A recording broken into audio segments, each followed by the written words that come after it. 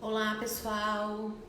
Sejam muito bem-vindos à nossa live de quinta-feira, onde a gente vai conversar sobre entrega e inovação. Logo mais eu recebo a Thaís Tumeleiro. Tô tentando aqui fixar o meu comentário, acho que não fixou, vou tentar de novo. Não fixou. Já tô vendo que a Thaís entrou, Gisele, Silvia, Lauro, querido. Hoje conversamos, né, Lauro? Ontem ele estava maravilhoso na live da Comissões da OAB. Já vou convidar aqui a Thaís, vou fazer uma última tentativa de fixar o meu comentário, tá? Não deu. Vamos lá.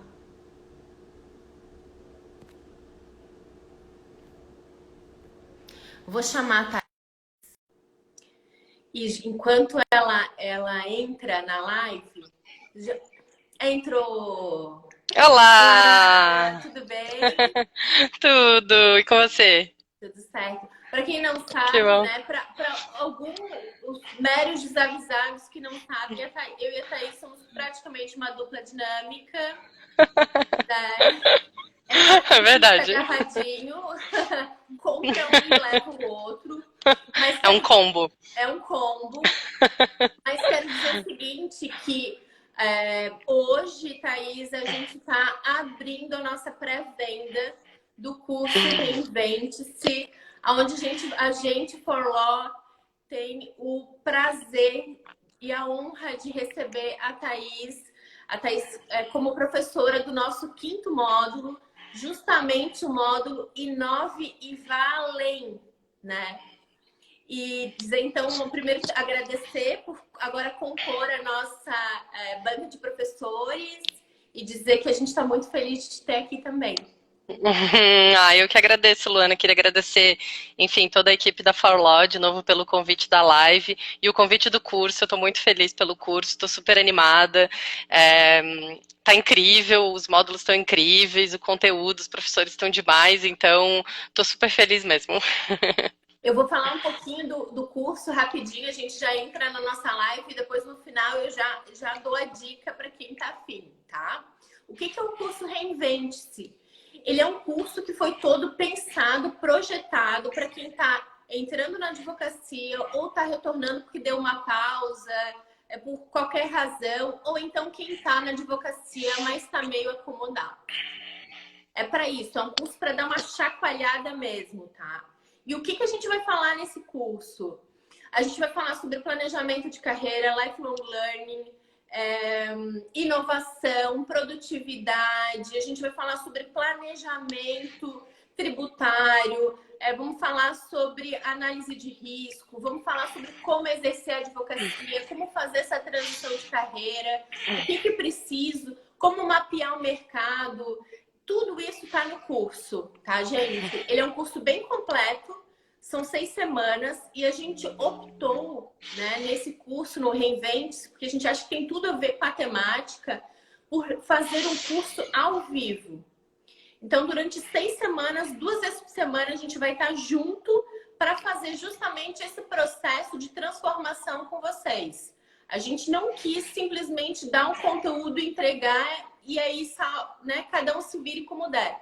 A gente quer realmente que seja um processo de construção de um coletivo, de mentoria, de vamos dar as mãos e vamos acompanhar vocês nesse processo de transformação, tá?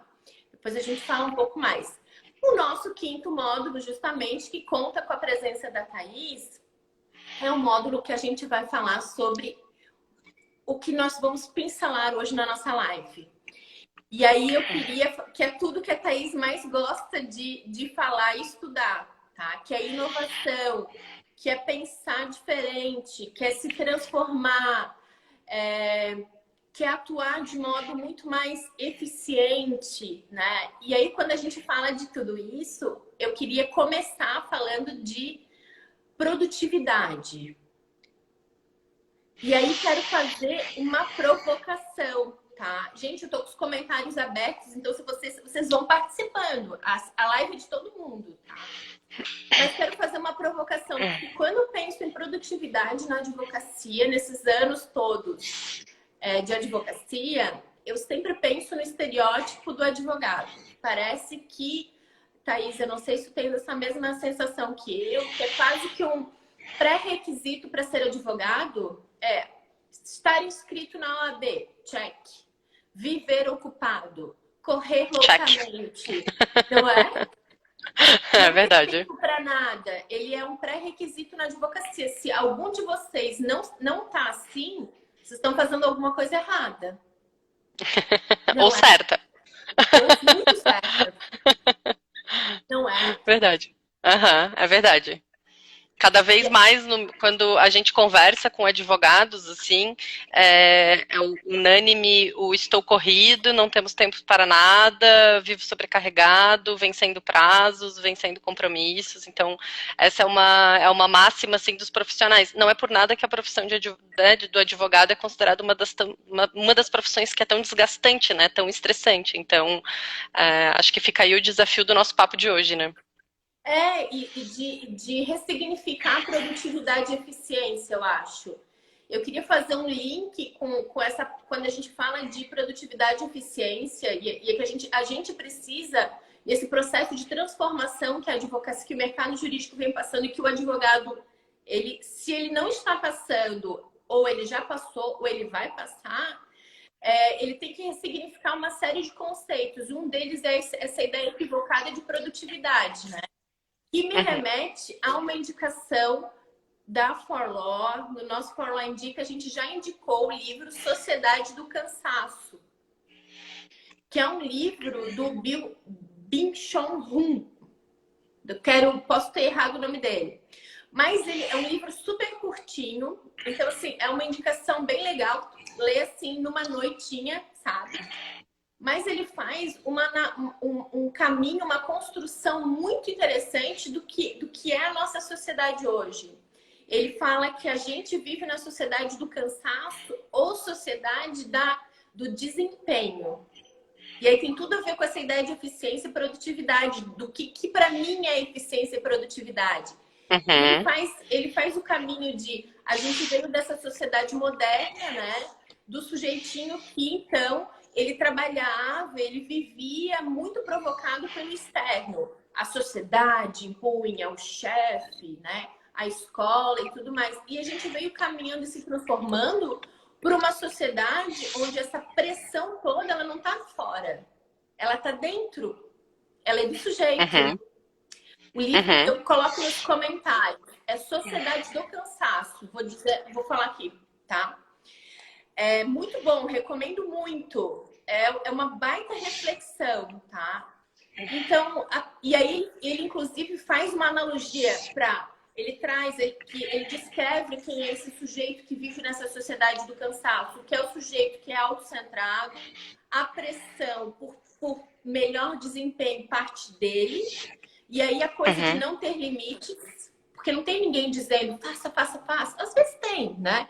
Mas muito é nosso, de ser bem-sucedido. Isso quer dizer que eu tenho que trabalhar 24 horas por dia, né? Todos os finais de semana, senão eu não sou um advogado bem-sucedido, né? Um bom advogado, né? Senão você não é um bom advogado. Não.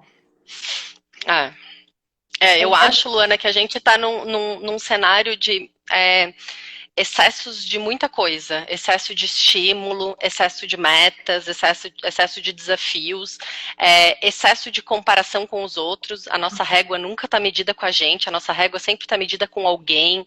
Então, a sensação que dá é que se hoje eu me permito parar e ler um livro, tem alguém que está trabalhando mais e está passando na minha frente, eu estou ficando para trás. Então, eu acho japonês, né? Na época que eu fazia cursinho... Meu professor do cursinho dizia: enquanto tu dorme, tem um japonês louco estudando que vai pegar a tua vaga. Para ver que não é só na advocacia, né? Uma sociedade movida tem que cada vez mais acúmulo de atividades, de função, de papéis. Então, eu acho que parar e analisar e discutir produtividade, a gente discute também qualidade. Qualidade de resultado, qualidade de vida, qualidade de tempo de qualidade. Eu acho que a grande diferença é tempo de qualidade para as coisas que a gente se propõe a fazer. Então, eu acho que isso tem tudo a ver com o que a gente fala tanto sobre produtividade, né? E eu acho que o que pega muito, talvez na advocacia, esse gatilho que a gente tem e essa aparência que a gente tem que demonstrar o tempo inteiro de ser muito produtivo, como sinônimo de muito ocupado, né? Uhum. Tem a ver com o fato de que a advocacia por muito tempo não olhou para ser produtivo, para a ideia de produtividade, para as ferramentas de produtividade, quer dizer, tem a ver com não saber se autogerir, né, Thaís? Exatamente, exatamente. Eu acho que, infelizmente, eu vou falar de uma forma geral, mas eu não estou falando de todos os profissionais, mas é uma profissão que ela realmente demorou para se atentar a todas as oportunidades de transformação e de mudança que outras áreas rapidamente implementaram isso nas suas rotinas, assim. E quando eu falo isso, eu nem estou falando só de soluções de tecnologia, né? De novo, isso é uma máxima minha, não é só tecnologia, né? Que resultam realmente nesse processo de melhoria. Então, viveu-se durante muito tempo a ideia de que o trabalho do advogado era aquele, era se trancar dentro da sua sala e produzir muito. Então, o que é muito? É muita peça, muita audiência, muita reunião. E parou de ter um olhar de gestão sobre tempo e gestão sobre produtividade e, principalmente, gestão sobre resultado. Então, quando eu falo resultado, não é só resultado econômico, mas o resultado realmente de valores, de outros índices e metas que a gente até vai falar depois um pouquinho, sobre que é possível você medir e ter isso dentro da profissão da advocacia, né? Então, quando a gente adentra para a discussão de produtividade, como é que eu comecei a trabalhar produtividade? Quando eu estava num momento profissional muito sobrecarregada. Foi um dos primeiros momentos profissionais em que eu tive que gerir muita coisa. Que foi quando a minha coordenadora na época se ausentou para licença maternidade. Foi uma experiência super legal, de muito crescimento profissional da minha parte. Eu tive uma oportunidade de realmente de crescer, mas para isso eu precisei absorver outras atividades. Como aquilo era novo para mim, eu precisava aprender a gerir o meu tempo. Porque eu comecei a notar de que quanto mais eu fazia, mais eu tinha para fazer e menos eu ficava satisfeita com não só o resultado de qualidade, mas com o tempo que eu estava gastando com aquilo e com o tempo que eu tinha para outros projetos. Então, quando eu comecei a estudar produtividade, foi nesse cenário. E de lá para cá, isso já vão 3 anos e meio, mais ou menos, de lá para cá, isso vem aprimorando com algumas técnicas. E eu sempre, quando eu entro num movimento de estou muito sobrecarregado, vamos voltar para as técnicas de produtividade para chamar a atenção, assim. Vamos lembrar, né? Peraí, eu já aprendi isso. Volta. Exatamente, volta, porque às vezes a gente tem semanas de que, assim, eu não sou a pessoa que vive da técnica de produtividade, por exemplo. Antes, vamos lá, algumas técnicas de produtividade para depois avançar no raciocínio, assim. Uma das técnicas mais comuns é desenhar e restringir os intervalos de atividades para tempos de atividade com cada coisa. Isso é uma máxima da produtividade, porque existem algumas... tem um livro muito legal que chama O Poder do Hábito e ele explica muito isso. O tempo que a gente leva para voltar a se concentrar numa atividade quando a gente recebe uma distração é muito alta. Então, qual que é a grande sacada da produtividade? Fazer uma coisa bem feita naquele momento. Ah, mas eu dou conta de vários e-mails, várias coisas. Eu sou multitarefas. Eu não estou dizendo que não tem que ter a habilidade de gerir mais de uma coisa ao mesmo tempo, mas organizar o tempo para fazer uma coisa de cada vez bem feita é uma grande diferença. Uma das técnicas muito legais, assim, o que eu uso em momentos distintos. Eu uso, em alguns momentos, eu planejo a minha semana em períodos, então eu deixo alguns períodos livres para trabalhar em coisas que eu preciso de um pouco mais de concentração, que entra numa reunião, sai de outra reunião, recebe um e-mail, revisa uma peça, eu tenho mais dificuldade de me organizar dessa forma. Então, eu gosto de reservar alguns períodos para trabalhar em coisas específicas, em algumas consultorias, em alguns trabalhos maiores. E dentro desse período de 2, 3, 4 horas, depende do período que eu destinei, eu uso da técnica do Pomodoro, que a gente até falou numa outra live aqui da ForLaw. Silvia tá até... aqui em love total, ela ama, ela é super adepta da técnica do Pomodoro. A técnica do Pomodoro, o que é em síntese, assim? É você trabalhar em intervalos curtos de muita concentração e de muito foco. Então, durante 20 ou 25 minutos, e esse é o tempo recomendado, você vai desativar tudo, e-mail, celular, e você vai se concentrar só naquela atividade. Em 25 minutos, o seu celular vai apitar e você vai fazer um intervalo de 5 minutos, que é o tempo que o cérebro precisa para dar uma oxigenada para retomar a concentração. Então, 20, 25 minutos de concentração, 5 minutos de intervalo.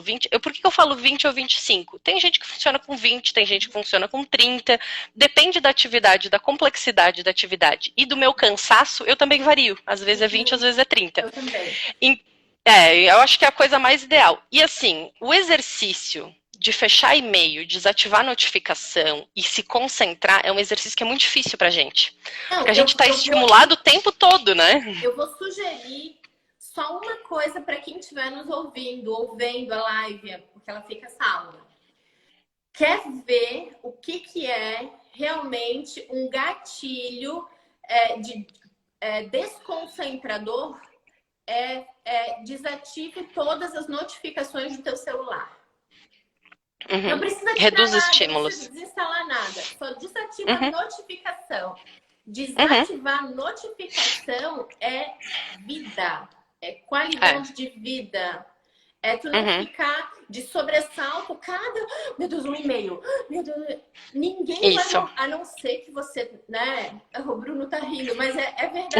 A não ser que tu seja um neurocirurgião, um sujeito que tem um trabalho desse. Do contrário, meu amigo, tu pode desabilitar as notificações do teu celular. E assim, né, Luana, um dos livros que eu li sobre produtividade, ele traz uma coisa que é simples demais o que eu vou falar, mas para mim foi um divisor de águas de compreensão. O e-mail, a mensagem de WhatsApp, o sinal de fumaça, ele serve de que forma? Eu mando quando eu posso e você lê quando você pode. Se é urgente, o meu telefone vai tocar porque alguém vai me ligar. E isso foi muito libertador, porque eu não preciso olhar o e-mail o tempo todo. Porque senão, como é que eu costumava trabalhar antes? Fazendo 5 coisas ao mesmo tempo. No final do dia, a minha sensação é que eu não tinha feito nada, e embora eu tinha feito muito o dia inteiro. Então, assim, e o que esse acúmulo de trabalho desorganizado acaba, pelo menos resultando das experiências que eu li, acaba gerando frustração. Porque a gente parece que não vê o resultado e não vê espaço de criação e de construção de outras coisas. Então, eu acho que essa é uma das grandes questões. E o que eu gosto muito de falar sobre produtividade, assim, a gente tem que ser muito honesto. A gente tem que ser honesto com o tempo que a gente destina para aquela atividade. Não vale trapacear. Não vale achar e botar no papel e planejar nossa semana que de segunda a terça-feira eu vou fazer mágica e vou zerar a minha agenda de prazos e o meu e-mail. Ou zerar todas as minhas pendências. A gente tem que ser honesto porque... Bruno, querido. Porque senão isso gera também uma frustração pra gente. Muito. Então a gente tem que ser honesto do que cabe no nosso passo. A gente não adianta querer planejar uma medida maior que o passo. Então, assim, na segunda-feira eu me proponho a concluir 10% do que eu gostaria, porque é uma questão de expectativa e realidade, né? É você trabalhar dentro daquilo. Isso é uma coisa que ela a partir do momento que você desapega e entende isso, ela é muito libertadora. Ela é libertadora de entender de que, cara, no meu dia cabe isso. E é muito positivo, tanto quando a gente amadurece isso, a gente é mais honesto com o trabalho de equipe, de mencionar trabalho de equipe, e com o nosso cliente. Eu não vou prometer para o meu cliente que eu vou entregar amanhã uma coisa que não cabe na minha semana, ou que vai me custar horas de sono, né? O que eu não vou poder, né? Claro, situações e situações, mas é honestidade, né? Uma coisa que a gente falava, eu e a Thaís conversando, é que não tem nada, é mais ponto cego da gente, né? Especialmente no início de carreira, do que a nossa capacidade de trabalho. Uhum. Então, o que eu quero chamar com capacidade de trabalho? Quanto tempo eu levo para fazer cada coisa? E aí a gente dimensiona mal a nossa rotina. Uhum. Porque uma tarefa que seria que tu levas 2 horas, tu joga lá para 30 minutos. E aí Uhum. acumula uma tarefa na outra e assim vai. Isso é muito importante para esse aspecto que a Thaís está falando de honestidade, de retidão mesmo, de profissionalismo. Então, eu sei que se eu levo 2 horas para fazer isso, se eu levo 8, 10, 12, eu vou precisar então jogar esse prazo com o meu cliente ou para quinta-feira, porque eu não vou conseguir. Então, é a coisa de não prometer o que não vai cumprir, né? E Uhum. dois, Uhum. gente, é muito importante para depois a questão da precificação do teu serviço, é aquilo que a gente falava ontem. Uhum. Então, assim, eu preciso saber quanto tempo eu levo para daí, mais ou menos, calcular o meu tempo todo de trabalho, transformar isso em valor de hora trabalhada e avaliar se aquele contrato é bom ou é ruim, se essa ação é boa ou não, se vale a pena para o meu Isso. cliente. Quantos clientes, né? A gente acaba dizendo o seguinte: olha, tu até tens o direito, mas não vale a pena. Porque o que eu vou te cobrar não vale. E se eu vou te Uhum. cobrar é uma análise feita do trabalho, né? O quanto vai Uhum. custar para ti o meu trabalho, que tem a ver com Uhum. quanto tempo eu vou levar e tudo Uhum. mais, né? Uhum.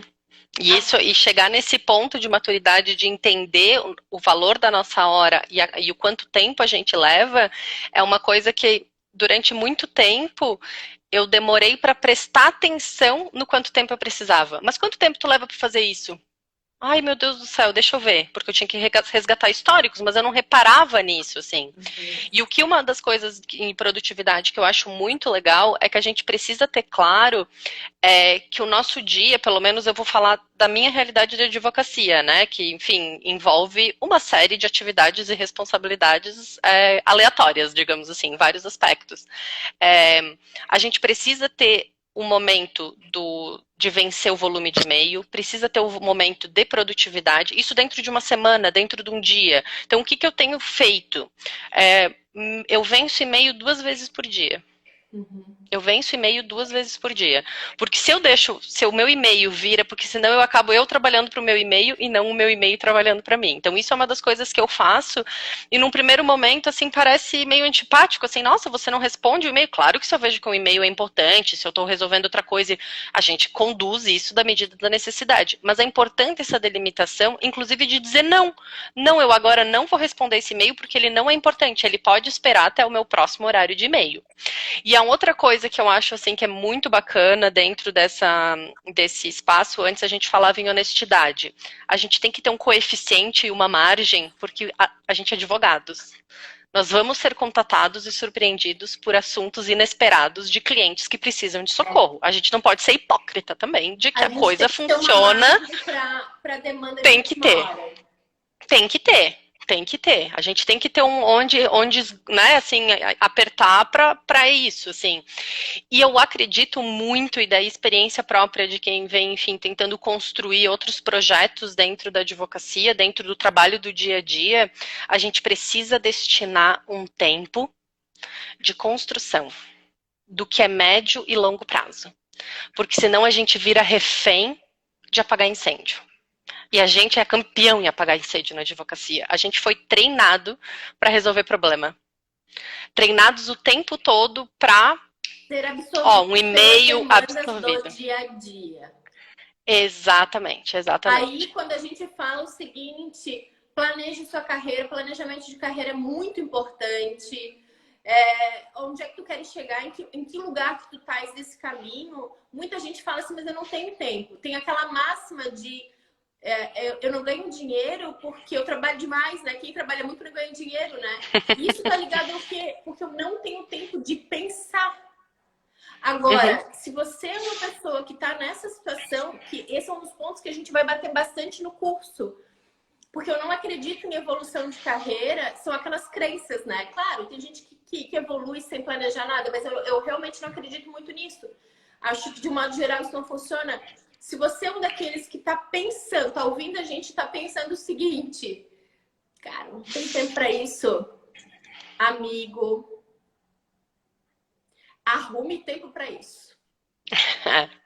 Porque alguém está arrumando tempo, está planejando a sua carreira, está te inserindo nesse caminho todo e você é a coisa da tecnologia, ela tem que ser só uma ferramenta, né? Ou a gente é protagonista da nossa carreira, ou a gente é uma ferramenta. Então a gente também tem que fazer esse tipo de reflexão.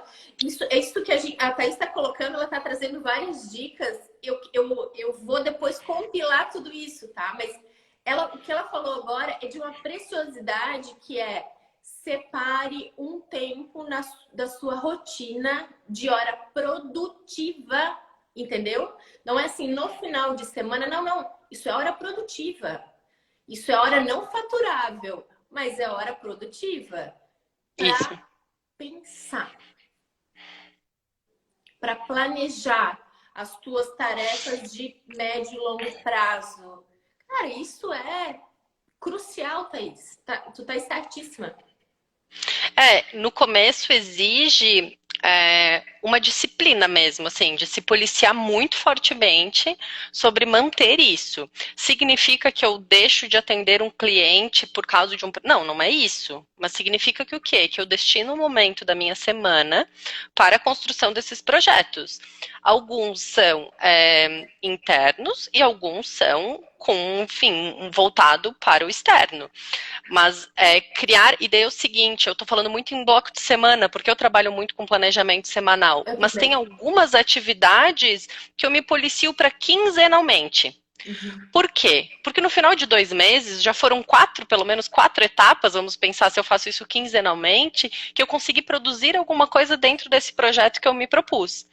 Se eu não destino nem um pequeno intervalo quinzenalmente, aumenta a minha frustração de no final de um ano não ter construído nada.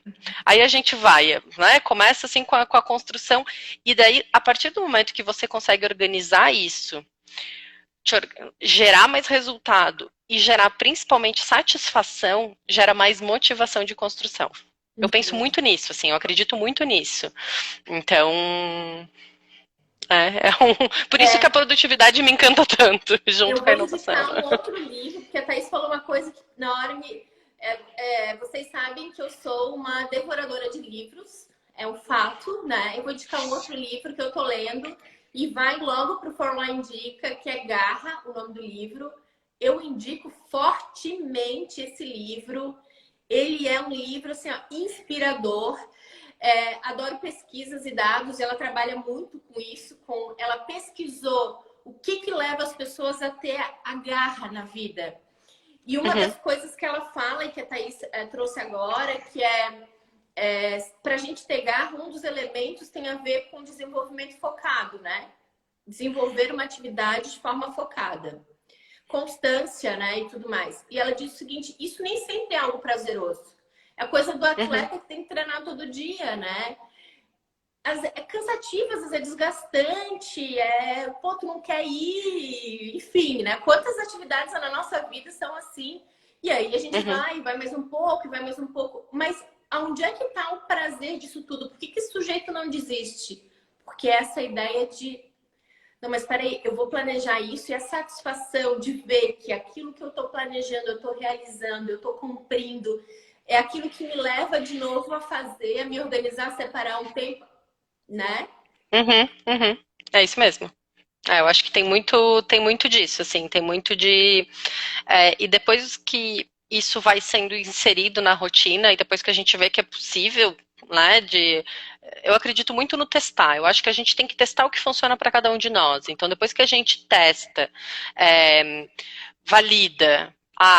faz um ajuste, semana que vem testa de novo, se depara com uma situação diferente que necessita de mais um ajuste. É isso, é uma construção recorrente para gerar realmente esses caminhos, enfim, esses métodos de produtividade. O primeiro livro que eu li sobre produtividade, já que tu deu uma dica de livro, chama Produtividade para Quem Quer Tempo.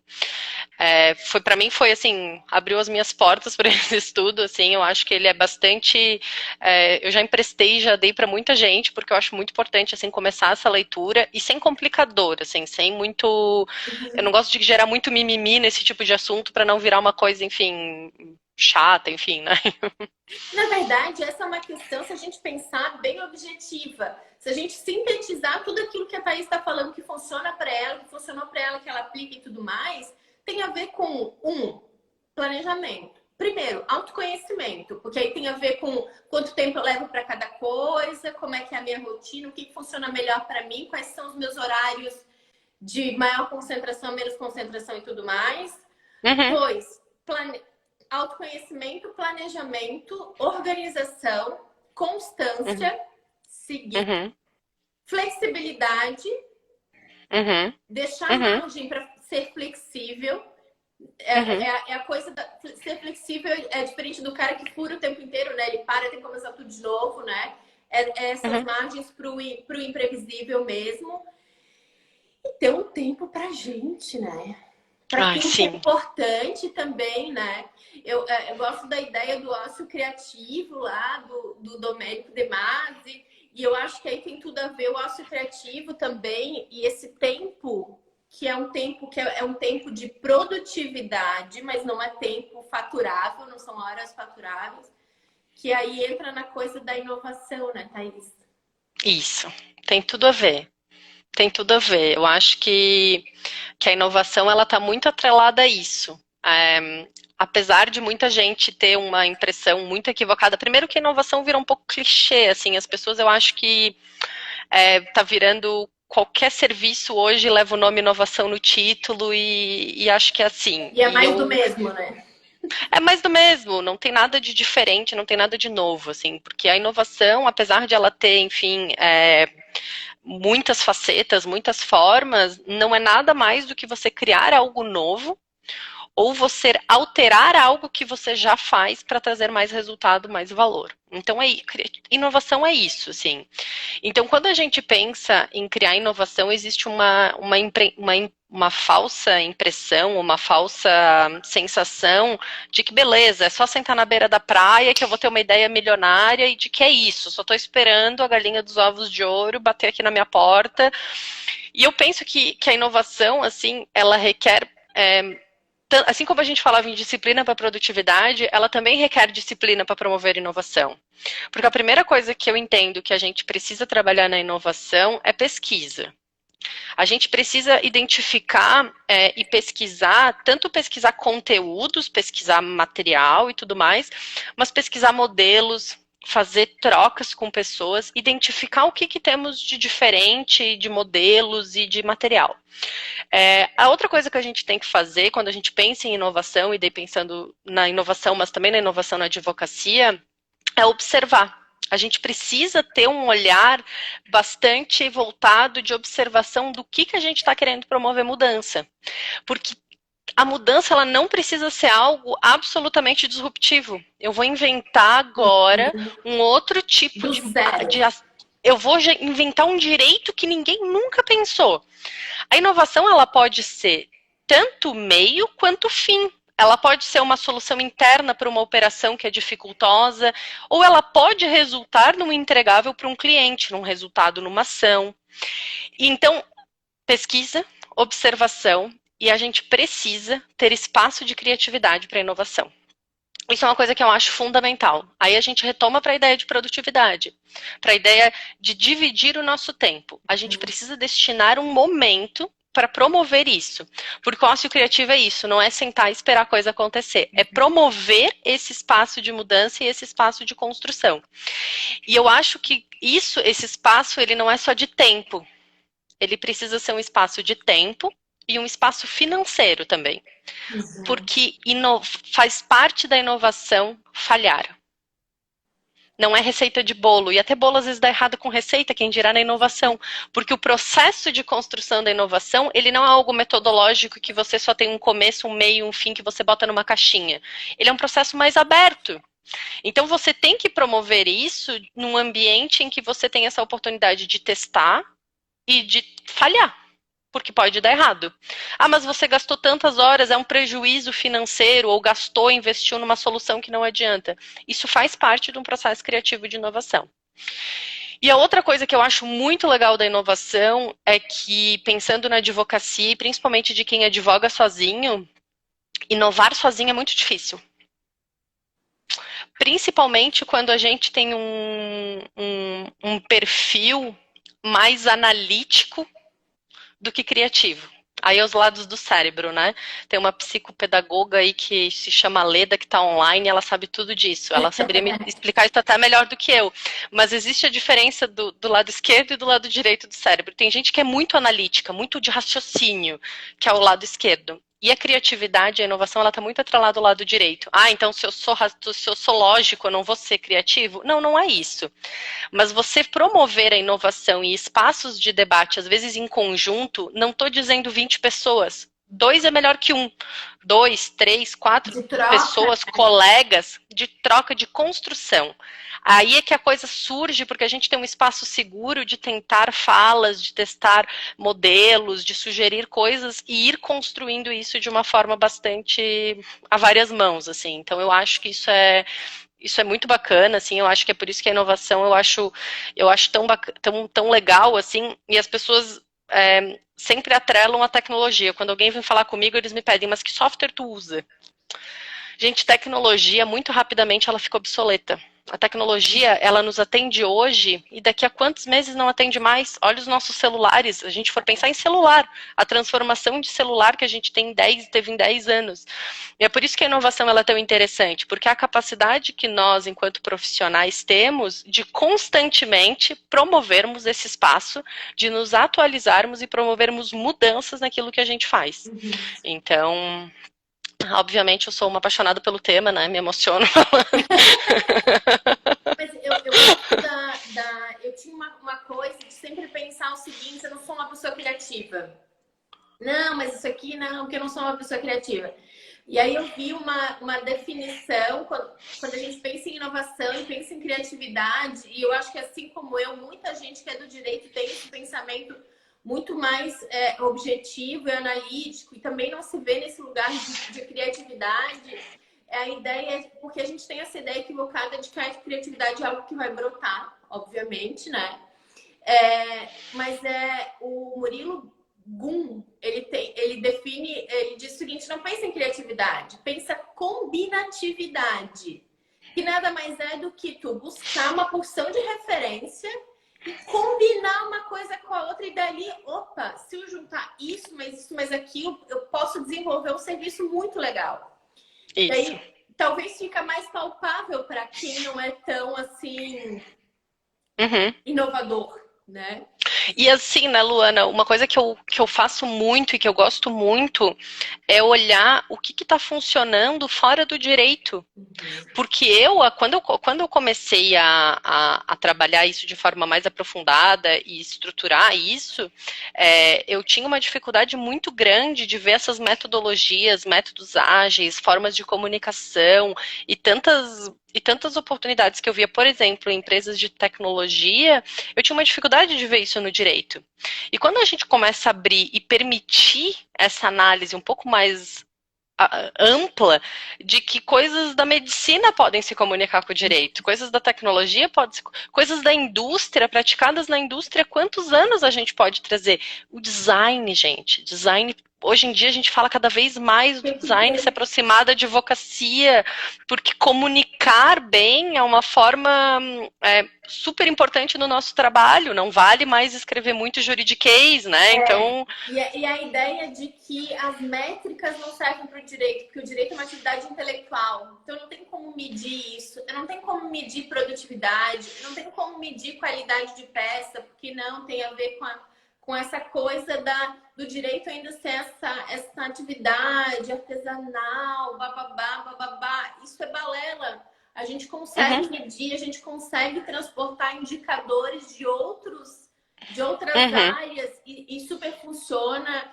A coisa que há 11 anos, há 12 anos a gente batia a cabeça, por exemplo, no escritório, de como que a gente vai verificar se está funcionando ou não está funcionando. 2, 3 anos depois a gente já tá super e é assim que a gente faz. Então, é um pouco, eu acho que é daquela coisa, daquela resistência realmente à transformação. E aí, não queria deixar de falar de uma coisa que eu acho que tem tudo a ver com o que tu estás falando de transformação e inovação, que é a experiência do cliente. É esse olhar da advocacia para do sucesso do cliente e da experiência do cliente. E eu acho que aí, talvez, pensando numa atividade que a gente fala que a advocacia está saturada, numa atividade super globalizada, onde assim, não existem mais grandes segredos industriais, grandes teses assim, de um advogado. Hoje em dia, né, quase todo mundo tem acesso a tudo com processo eletrônico. Uhum. Então, aonde será que eu posso trazer realmente o meu diferencial, inclusive de inovação e de mostrar, apresentar o valor do meu serviço, né? Uhum. E pode ser Uhum. nessa perspectiva da experiência do cliente, né, Thaís? Esse é um tema que eu gosto bastante. Eu acho que a experiência do cliente atrelada à transformação digital e a esse processo de inovação, eu acho que tem tudo a ver, assim. Eu penso que são áreas que elas se comunicam muito bem. Eu acho que na experiência do cliente sempre tem espaço para promover inovação, porque o nosso cliente, ele muda constantemente. É um cliente que ele é absolutamente online, ele é absolutamente ligado, ele dá um Google para tudo, ele tem o push do processo, então a gente nem sabe que saiu a sentença, ele já está te perguntando o que quer dizer julgamento antecipado, enfim, né? Uhum. E eu acho que construir isso, assim, e ter um olhar voltado para os pilares realmente da experiência do cliente é não só algo positivo, mas como algo de sobrevivência mesmo no mercado e no negócio. Assim, eu acho que é um elemento de sobreviver, porque não é só isso acaba resultando num longo prazo de captação de novos clientes, mas é a manutenção e a construção de uma relação mais positiva com os clientes. Assim, uma das coisas que eu penso que é muito positiva de relação com o cliente, de experiência com o cliente, é a comunicação. Isso é uma coisa que eu penso muito, assim, a gente precisa promover uma comunicação muito ativa com esse nosso cliente. Mais Desde o primeiro fácil, né? momento. Isso. Hoje a comunicação ela é mais fácil e a gente precisa promover isso de forma ativa desde o momento que ele passa a ser nosso cliente durante toda a relação. Aí entra de novo a disciplina, por que não de tempos em tempos questionar para esse cliente como é que está a experiência dele, do que mais que ele precisa, se ele está, né, comunicá-lo de um ato judicial, fazer um esforço diferente para tentar encontrar uma solução diferente para ele. Então, isso é uma das coisas que eu acho assim, acabou-se o tempo do formalismo e do juridiquês. Ninguém quer mais chegar no escritório e encontrar um profissional que fala um monte de coisa bonita, mas que não se explica. Né, não Eu se não escuta, mas entendi. não se explica, que não entende. Então, isso é uma coisa que, apesar de ser um pouco óbvio, eu acho que ainda não é praticado, e não é praticado com a devida atenção, principalmente na comunicação escrita.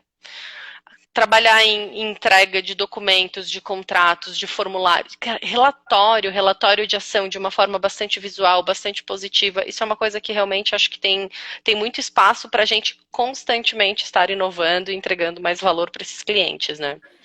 E pensar nessa ideia de captar a perspectiva do cliente, captar a necessidade dele, a impressão do teu trabalho. Dois, de uma forma super aberta, porque quem pergunta nunca sabe a resposta que vem, tem que estar preparado para isso, inclusive para mudar a partir do retorno do teu cliente, porque uma vez que eu sei agora qual é exatamente a impressão dele, como ele Uhum, vê o meu trabalho, eu tenho que fazer alguma coisa com isso, né? uhum, E eu acho que é trabalhar esse retorno do cliente como um norte, mas não se limitar pelo retorno dele. E aí, uhum, aquela frase do Steve Jobs, que as pessoas não sabem do que precisa, as pessoas não sabem o que elas precisam até você mostrar isso a elas. Então, muitas vezes, o cliente é um cliente que não tem tanto relacionamento com a advocacia. É difícil para ele conseguir ver uma forma de relacionamento com o advogado fora daquilo que ele já conhece. uhum, E aí entra a história de também tu inovar nesse tipo de processo para ficar mais perto do teu cliente, para ter uma percepção melhor sobre o teu trabalho, né? E quando eu falo uhum, isso, eu não estou falando só de quem trabalha numa banca. Eu estou falando do sujeito que trabalha sozinho. uhum, Levantar perfeito. toda a jornada do cliente, como é que vai Uhum, nesse momento primeiro contato teu com o cliente, depois tu costuma mandar um e-mail, não manda, como é que tu cobra como? É por e-mail, tu ligas, né? É todos esses processos, né, Thaís? Exatamente. E não é um processo que ele necessariamente precisa ser complexo e ultra tecnológico. Às vezes é isso, é criar uma rotina para saber que após a assinatura do contrato, ele precisa saber que os canais de comunicação do escritório é X, Y ou Z, você disponibiliza esse, porque talvez ele não conhece, talvez ele só tenha um canal de comunicação com o escritório. Aí começam outras com o escritório e com o profissional, né? Aí você começa a construir uma série de questões de relação realmente com esse cliente, trabalhar realmente a jornada desse cliente. Tem uma expressão que eu acho muito boa que o Luiz, meu marido, fala, é que os computadores eles vieram para resolver problemas que a gente não tinha. E é isso, a gente precisa começar a pensar em comunicar com esse cliente, porque se ele não está experimentando isso na advocacia, ele pode experimentar isso, inclusive, em outras áreas, e talvez ele esteja super satisfeito com a comunicação, com a contabilidade dele, e a gente, por que o meu escritório não se comunica assim? Meu Deus, a gente... Então é um movimento... Exatamente. É um movimento que ele é muito contínuo e muito constante realmente de aprimoramento. E concordo muito quando você fala que quando a gente pergunta, a gente tem que estar pronto para ouvir às vezes o que a gente não quer, porque é isso, né? A gente tem que também calçar, né, Exatamente, de que, cara, de tempos em tempos, porque é muito disso, né? Aí de novo a gente volta naquela questão da produtividade, é destinar um tempo para garantir a qualidade desse contato. Isso tem que fazer parte da nossa rotina. Se eu mandei um e-mail e eu não precisava de um retorno, mas é importante que eu tenha um retorno, então vamos botar periodicamente esse retorno. Vamos criar uma vez por mês, eu vou revisar os meus clientes, eu vou entrar em contato com eles para dizer como é que está a ação. Isso vai te custar poucas horas, né? Mas o resultado de satisfação disso, então, eu acredito bastante nisso, assim, eu acho que é um ponto que eu considero bastante interessante, assim, de bastante... Que ainda é uma coisa que na advocacia a gente tem bastante para construir, assim. Desmistificar um pouco isso, né? Acontece de o advogado fez um baita trabalho processual, intelectual, ele ganhou e a percepção do cliente não é boa sobre ele. Quer dizer, ele ganhou, mas se tu fores perguntar como é que foi o resultado, qual foi a experiência dele nessa contratação, e muitas vezes o cliente não quer mais. Ele nem sabe, né? Ele nem sabe qual foi a experiência. Às vezes ele só assinou um contrato e recebeu uma transferência bancária. Tem cliente que é isso que ele quer, mas hoje cada vez mais a gente tem notado o potencial de construção de relações mais positivas mesmo, assim, no sentido de abertura de mais canais de comunicação, enfim, mais do que nunca a gente está um WhatsApp de distância de qualquer um, né? Então, acho que a gente precisa estar atento a esses pontos, assim, facilitar acesso e criar realmente indicadores, né? E, inclusive, pensar nisso, nesse movimento da tua carteira de clientes, nessa construção de um relacionamento com o teu cliente muito mais voltado para esse sucesso dele, para essa satisfação dele, como uma forma de networking, aquilo que a gente falava da prospecção desse networking que é orgânico, né? Que se forma a partir de relações genuínas. Então, realmente, a gente vai construindo um relacionamento. A retenção do cliente tem muito a ver com isso, né? Existem algumas pesquisas de marketing assim que o custo de retenção de cliente ele pode ser até mais menor. Exatamente, do que a captação, exatamente. Então a gente precisa ter um olhar assim de deixar a comodidade de lado, assim, não é a comodidade negativa, é que a gente está tão atarefado e está vivendo um universo tão rotineiro de volume que quando a gente vê, passou um mês, passaram 2, foram 3 e a gente deixou isso de lado, né? Então, de novo, o espaço de construção dentro das nossas rotinas para que isso seja uma área realmente de prospecção, de atenção, de evolução, de melhoria, né? De inovação. E aí é um ciclo que a gente fecha, porque a gente veio aqui construindo da produtividade, do tempo, da gente estar absorvido e tudo mais, e a história de a gente organizar, se estruturar para ter um tempo do ócio e de qualidade de vida, mas também um tempo para se planejar e inovar e construir uma cultura de inovação, e aí a gente vai para a perspectiva de construir, a partir dessa cultura de inovação, um olhar para a experiência do teu cliente, né? Para a percepção dele. E aí a gente volta para o início de que, muitas vezes, por que a gente não está fazendo? Porque a gente não está cuidando bem da produtividade. Exatamente.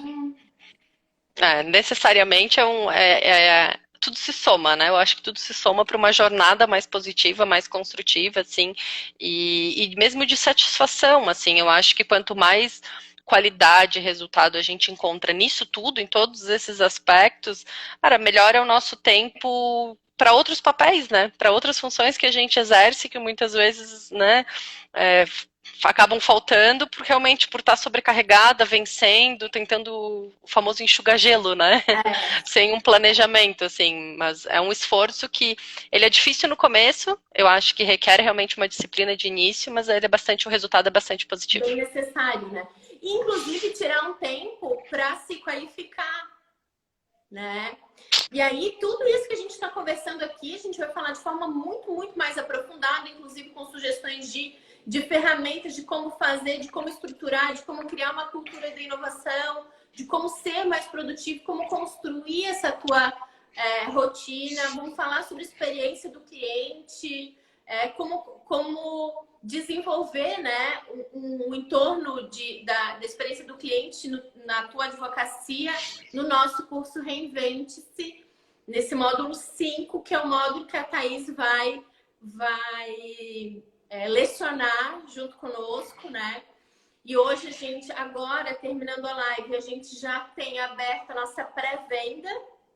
Então, lembrando que ele é um curso ele está estruturado em 5 módulos, ele é um curso de 6 semanas, 2 vezes por semana, aulas ao vivo, segundas e quartas, às 19 horas.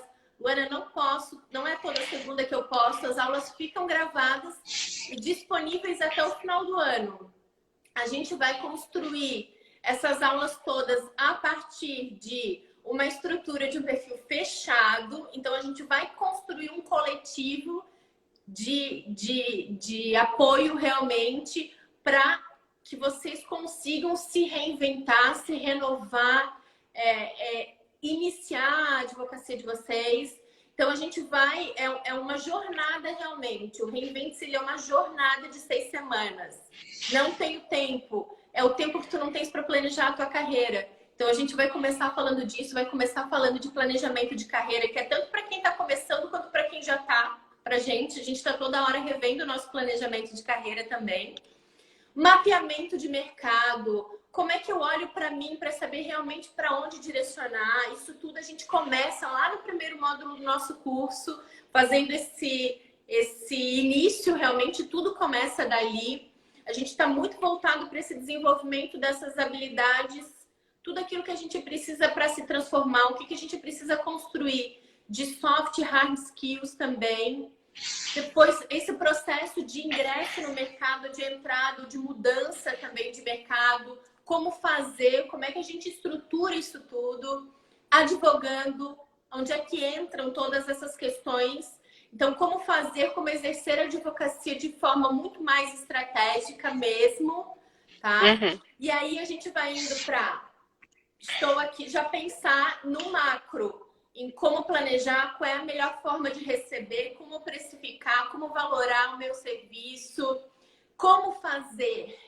Não é só a teoria, gente, é o como fazer. Esse curso ele é pautado 100% em conteúdo, referências, livros, teoria, mas muito a partir da experiência.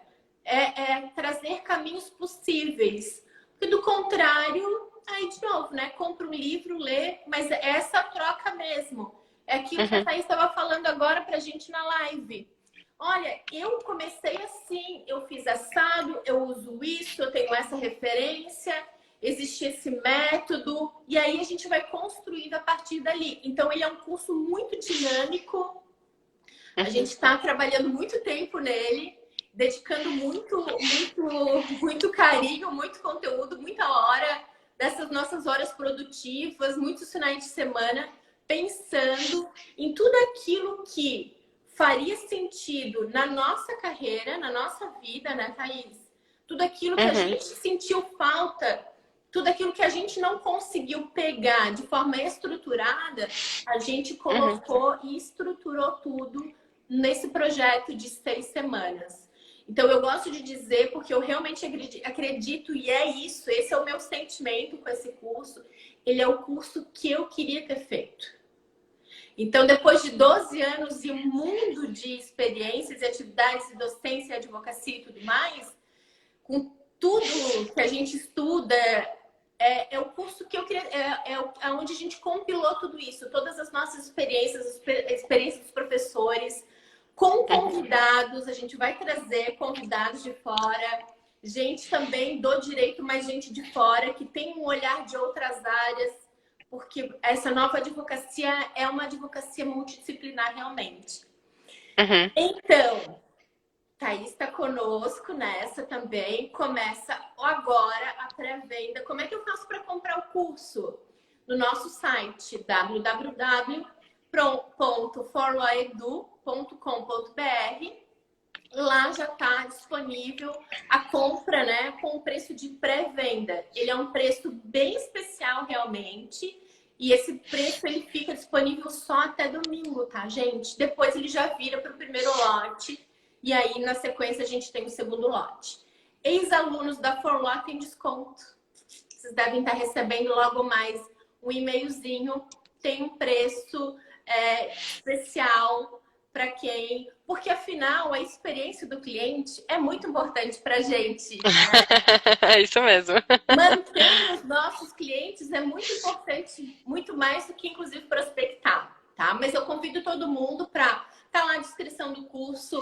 Tem dúvidas, manda para o contato da Forlaw. Já tem o link com o nosso site, vai estar lá na nossa bio.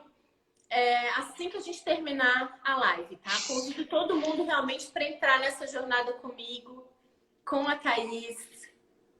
Mas esse projeto que a gente está junto e me orgulha muito. Estou muito feliz de estar mais nesse contigo. E da mesma forma, estou super feliz, acho que vai ser um sucesso, o curso está ótimo e obrigada de novo pelo convite, estou bem feliz. A gente só vai ter professor fera, tá? Tem a Verdade. Cinderela, tem um monte de convidado.